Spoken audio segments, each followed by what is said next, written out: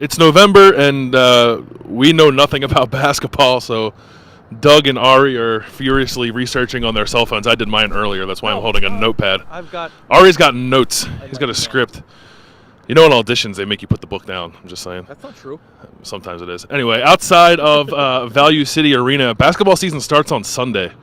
Ohio State hosts Mount St. Mary's in this building behind us. But we're not talking about Ohio State right now. We're talking about the Big Ten and the national picture, I guess, because why not start with the thing we know nothing about? Last year we stood here and we talked a lot about Wisconsin and whether or not anyone would be able to beat Wisconsin and how Frank Kaminsky was the best player in America, and that turned out to be right. Were we right on that? Yeah. We were right about the guy who everyone said was going to be good. Yeah, he was good. Yeah, nailed it. But this year is different. I think there's not.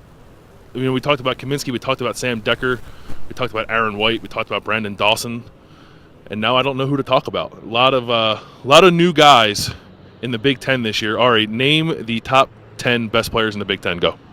Melo Tremble. Melo times 10, because that guy is my favorite player to watch in basketball right now. Just because my favorite players to watch are point guards. I love the way he moves the ball to score. And Bill, his haircut.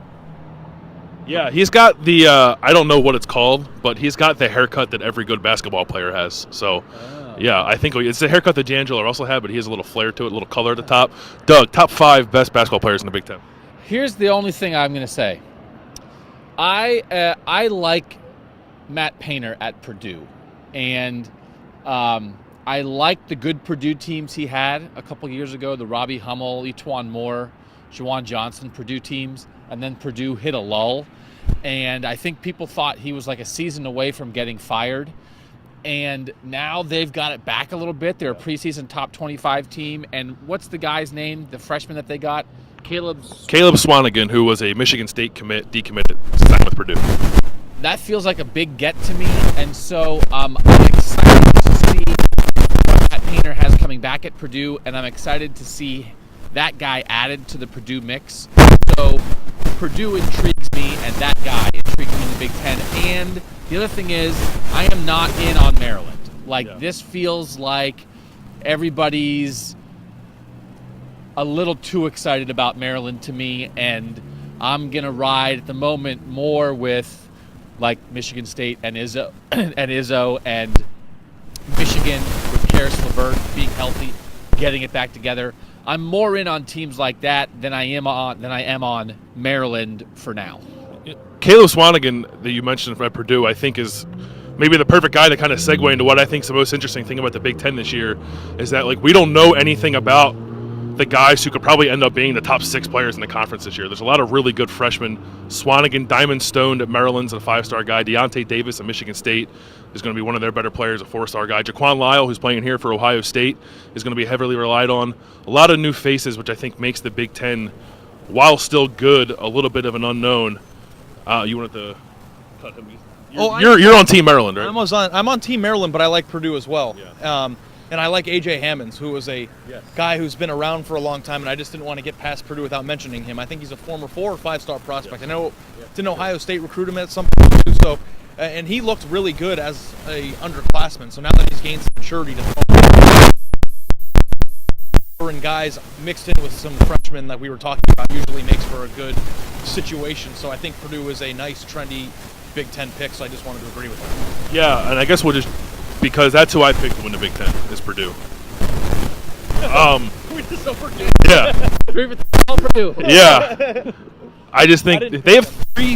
They have Swanigan, who's a 5-star center, Hammonds and Isaac Haas, who are both 7-footers who have been there, and Rafael Davis, who's a pretty good point guard, and I think a decent coach in Matt Painter who will put it all together. I think Purdue's going to be pretty good. I have them first. Maybe that's wrong. I like it. I think Michigan, people were talking about Karis LeVert as like a guy who could have maybe gone pro and been a top 15 or top 20 pick before he got hurt last year. Yeah.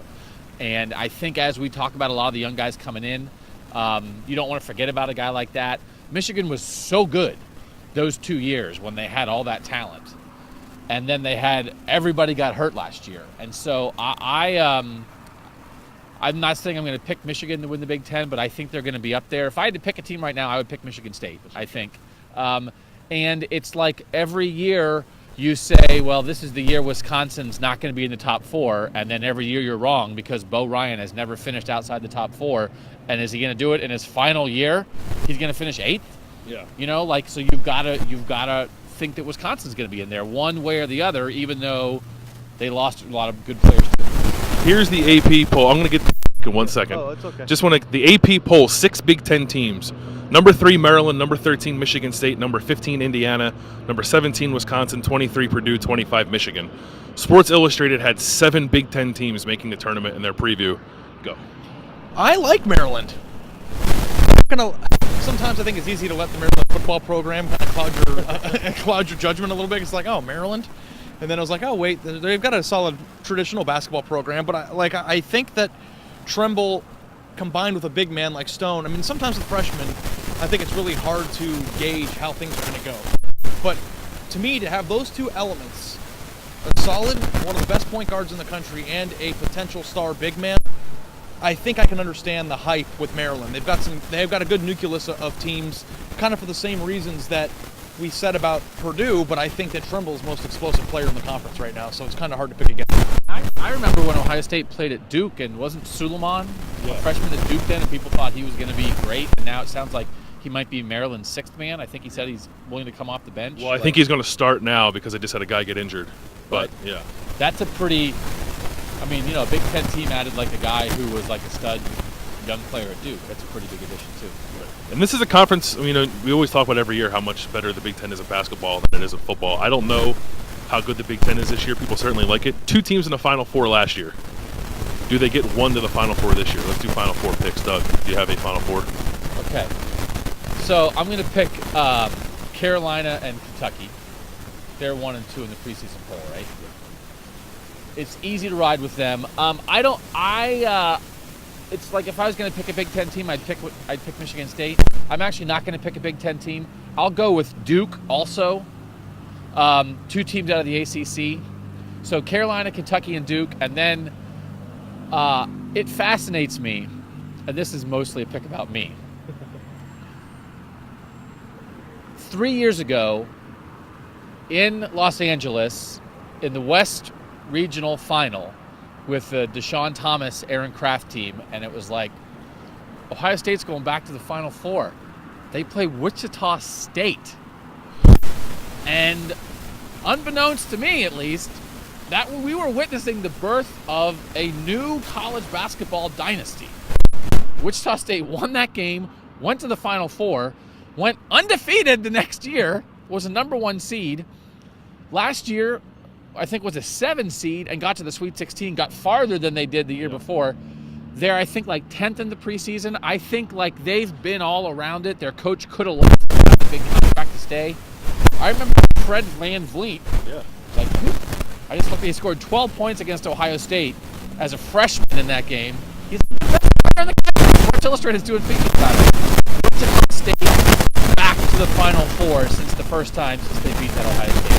I think that I've been spending too much time around you because I have Wichita State in the Final Four. Ron Baker and Fred VanVleet are 2 guys on Wichita State like who could be Player of the Year. I met Ron Baker's parents in the hotel I was staying in, and I was like, this cute, floppy-haired Ohio State. And I was like, Baker, man, if Ohio State had him, they'd be the number 1 team in the country. He's awesome. Good, they're good. But I think like it happens so often, everyone thinks they're really good this year, and like maybe they won't be a Final Four team. But anyway, I have them in a Final Four along with Kentucky, Gonzaga, and California. Got real weird with it. That doesn't matter. Cal added 2 top 10 players. Quanzo Martin at Cal is just like recruiting like John Calipari all of a sudden. So Cal might be pretty good, I think. I mean, they're young, but Kentucky's young every year and goes, so why not? Kentucky, Wichita State, Gonzaga, and California. Okay, Maryland. That's right, Maryland. I'm with you. These guys aren't, but I am. I like LSU, so I'm got a little bit weird with it, but Ben Simmons is a freak. Everybody thinks he's going to be in the National Player of the Year conversation. He's big, that has handles, can pass the ball, can dribble, can move around, and also can bang down in the paint. And I think that if you have a big man, as Ohio State has seen, one big man who is talented and skilled can take you to great heights. So I'm going to take LSU, North Carolina, because North Carolina, everybody's picking North Carolina, and Kansas is my last one. I like that they are, as I'm reading my notes, returning 2 double-digit scores from last year. Perry Ellis, Frank Mason III, like scoring, and then Warrior Man, your boy Carlton Bragg, coming in. So I like recruits more than anybody in the world. I like the idea of the unknown, and they've got a few guys coming in that can really make a difference. So those are my 4. Ben Simmons is going to be the guy Sixers fans are really pumped to get, and then get like the 5th pick and not get him. I have an ankle problem. Anyway, so those are our uneducated picks for Big Ten. That's like the 5th time you said that we don't know what we're talking I'm about. just getting the point across, but we're all going to be right. We were right last year. Frank Kaminsky was good. Ohio State opens the basketball season Sunday against Mount St. Mary's. Football still going on. We'll be in Illinois, which I hear is very windy. I've never been there. And then we'll race back for the game on Sunday. Be sure to stick with us for basketball coverage. There's a beautiful, beautiful sky over there. Basketball coverage all year, obviously, when it starts football season until this thing wraps up, too. Thanks, as always, for watching on cleveland.com.